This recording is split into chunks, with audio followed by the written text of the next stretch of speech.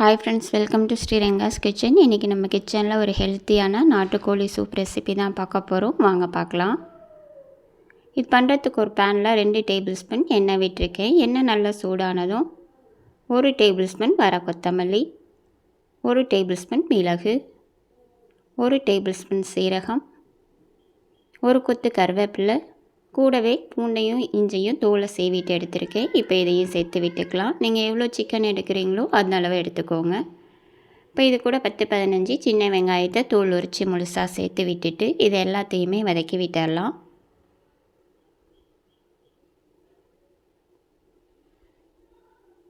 இப்போ காரத்துக்கு நான் 3 வரமிளகாய் எடுத்திருக்கேன். மிளகாய் உங்கள் காரத்துக்கு தகுந்தவாறு சேர்த்து விட்டுக்கோங்க.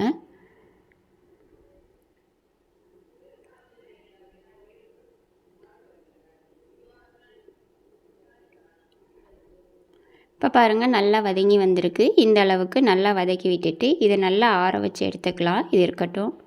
இப்போ ஆனதுக்கப்புறமா மிக்ஸி ஜாரில் மாற்றி இந்த மாதிரி நல்லா நைஸாக அரைச்சி எடுத்துருக்கேன். இப்போ இது இருக்கட்டும். இப்போ ஒரு குக்கரில் 4 டேபிள் ஸ்பூன் அளவு நல்லெண்ணெய் விட்டுக்கலாம். நல்லெண்ணெய் விட்டு பண்ணிங்கன்னா நல்லா வாசமாகவும் டேஸ்ட்டாகவும் இருக்கும். இப்போ நான் சின்ன வெங்காயத்தை 2ஆக கட் பண்ணி இதில் சேர்த்து விட்டுருக்கேன். சின்ன வெங்காயமும் கொஞ்சம் நிறையவே சேர்த்து விட்டுக்கோங்க, நல்ல டேஸ்ட் கொடுக்கும். வெங்காயத்தை நல்லா வதக்கி விட்டுடலாம். இப்போ இது கூட ஒரு பெரிய சைஸ் தக்காளியை சின்ன சின்னதாக கட் பண்ணி சேர்த்து விட்டுடலாம். இப்போ தக்காளியும் நல்லா வதக்கி விட்டுக்கலாம்.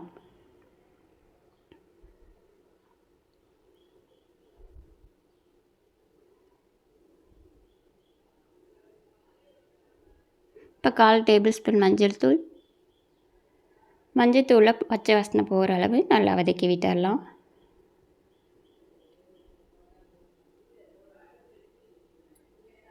இப்போ இதில் ஒரு கொத்து கருவேப்பிலை சேர்த்து விட்டுட்டு இதை ஒரு தடவை கலந்து விட்டுடலாம். இப்போ நான் நாட்டுக்கோழியை மஞ்சள் போட்டு நல்லா வாஷ் பண்ணி எடுத்திருக்கேன். இப்போ இதில் சேர்த்து விட்டுடலாம். நான் 1 கிலோ எடுத்திருக்கேன். இப்போ இதையும் ஒரு 2 நிமிஷம் நல்லா வதக்கி விட்டுடலாம்.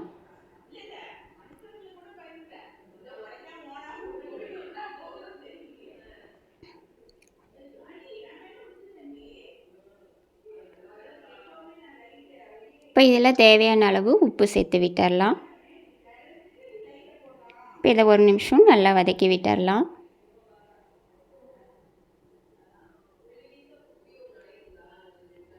இப்போ நம்ம அரைச்சி வச்ச பேஸ்ட்டை இதோட சேர்த்து விட்டுடலாம். கூடவே கொஞ்சமாக மிக்ஸி ஜார் அலசி தேவையான அளவு தண்ணி சேர்த்து விட்டுட்டு இதை ஒரு தடவை நல்லா கலந்து விட்டுடலாம். இது கண்டிப்பாக ட்ரை பண்ணி பாருங்கள். நெஞ்சு சளி, இருமல் எல்லாத்துக்குமே ரொம்ப நல்லது. குழந்தைங்களுக்கு பண்ணி கொடுங்க, ரொம்ப ஹெல்த்தியானது. இப்போ குக்கரை மூடி இதை ஒரு 4லேருந்து 5 விசில் வர விட்டு எடுத்துக்கலாம். இப்போ இது இருக்கட்டும். இப்போ விசில் அடங்கினதும் நம்ம குக்கரை ஓப்பன் பண்ணி எடுத்துக்கலாம். அவ்வளோதான், நம்மளோட நாட்டுக்கோழி சூப்பு நல்லா சூப்பராக வாசமாக ரெடி ஆகிடுச்சு. இப்போ பொடியாக நறுக்கின கொத்தமல்லி இலை சேர்த்து விட்டுட்டு இதை ஒரு தடவை கலந்து விட்டுடலாம். நீங்களும் இதே மாதிரி உங்கள் வீட்டில் நாட்டுக்கோழி சூப்பை ட்ரை பண்ணி பாருங்கள். ரொம்பவும் ஹெல்த்தியானது. உங்களுக்கு இந்த வீடியோ பிடிச்சிருந்தா ப்ளீஸ் லைக் பண்ணுங்கள், ஷேர் பண்ணுங்கள், கமெண்ட் பண்ணுங்கள். மறக்காமல் சப்ஸ்கிரைப் பண்ணுங்கள். பெல் ஐக்கான ஆல் பட்டனை கிளிக் பண்ணுங்கள். தேங்க்யூ ஃபார் வாட்சிங்.